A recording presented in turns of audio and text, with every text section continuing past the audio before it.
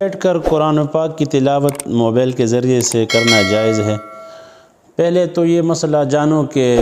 Mobile میں تلاوت کرنا یہ اس کا جواز ہے یا نہیں، بعد میں پھر اس کے آداب اور اس پر بات کرتے ہیں۔ تو یہ بھی مختلف مسئلہ ہے کہ موبائل میں تلاوت کرنا، موبائل میں قرآن اور حدیث یا تفسیر ڈاؤن لوڈ کرنا اور اس کا مطالعہ کرنا،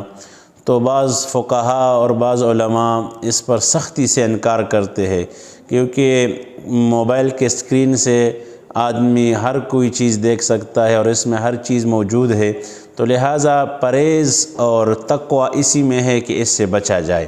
اور بعض علماء جواز کا فتویٰ بھی دیتے ہیں کہ موبائل کے ذریعے سے آپ تلاوت کر سکتے ہیں۔ آپ گاڑی میں جا رہے، آپ دفتر میں بیٹھے ہیں، آپ گھر میں ہیں، تو آپ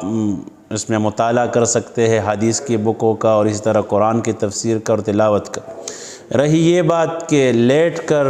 تلاوت کرنا، موبائل کا اسکرین اپنے سامنے